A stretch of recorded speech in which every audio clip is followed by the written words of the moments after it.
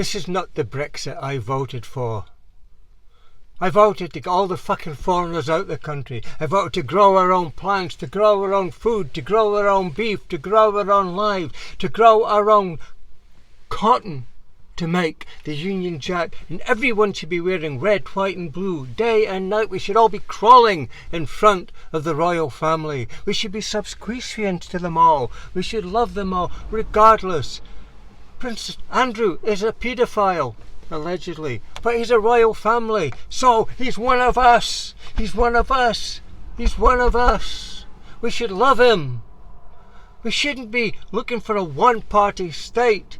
It's a state. It's a mistake to have a one-party state like the bloody communists, where they rule over everything, where the working class are downtrodden. Or have one person in charge, one party in charge for years and years. Like Germany, like Angela Merkel, where she welcomed all these foreigners. Overrun with foreigners. But it's a reasonably stable economy. We're now classed as the empty shelf nation. The broken nation. The self-sustaining nation that can't sustain anything. We're like a limp dick nation. With queues at the petrol stations, the greedy people filling up because they believed that there's a petrol shortage. It's a tanker shortage, nothing else. They've run out of diesel, so they can't even fill up the tankers to deliver the diesel to the petrol stations.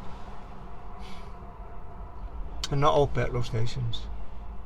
They're filling the cans the way they filled their wardrobes and their garages with toilet roll, because they believe the media who prey on every word that the green muppet, the Kermit admirer, the Eton educated, blonde-haired buffoon tells them. Oh yeah, but he did a good job with the vaccinations. That's because he's a prick, and he knows how to talk to pricks and deal with pricks. So carry on wearing your Union Jacks. Everyone should be wearing a Union flag, the butcher's apron, as we continue to be compared in the continent and the rest of the world to a 70s, 80s, 90s Cuba with the empty shelves. Or Bulgaria in the 90s, where there's 2 items left in the supermarket. The only difference with Cuba is the people there are welcoming. They welcome foreigners. They don't try to kick them out. This isn't the Brexit you voted for. We wanted to still do what we want, travel abroad, but not have any abroad from abroad coming to here and taking over our jobs. Our jobs in the hotels, they have to close because there's no workers. The jobs driving tankers and lorries, but there's no tankers and lorries because there's no drivers. Why aren't they going for the job? You who moaned about other people taking the jobs, why haven't you applied for that jobs? Why aren't you cleaning the toilets? Why aren't you helping out in the nursing homes? Why aren't you stocking the shelves in Sainsbury's? Why aren't you driving the lorries to get our food to us, to get our petrol to us, to get our lives back? You want it back? Where you want it back from? Let's take Britain back. Back from where?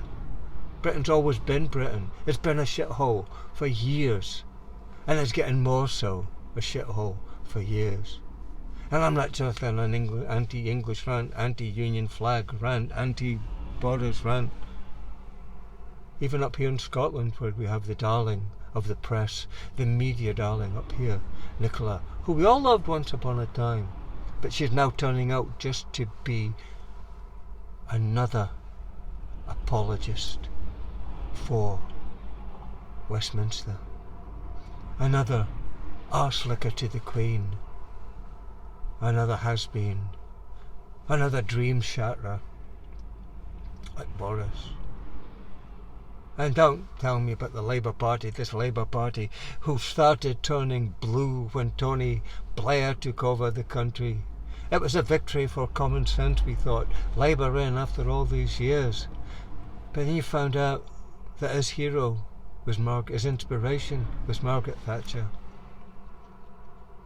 Don't talk to me about Labour.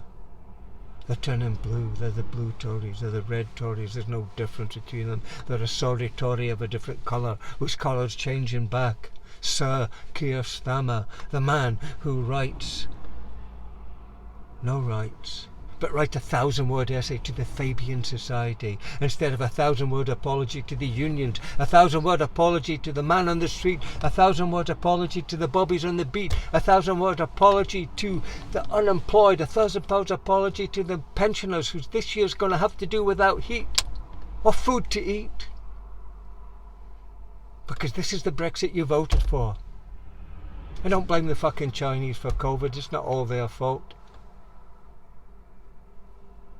It's our fault for not closing the borders. We're still too scared to close the borders because it discourages trade. What trade? There is no trade. Unless you want to buy some coconuts from Guam or some cheap lamb from New Zealand, when our farmers' fields are full of lamb.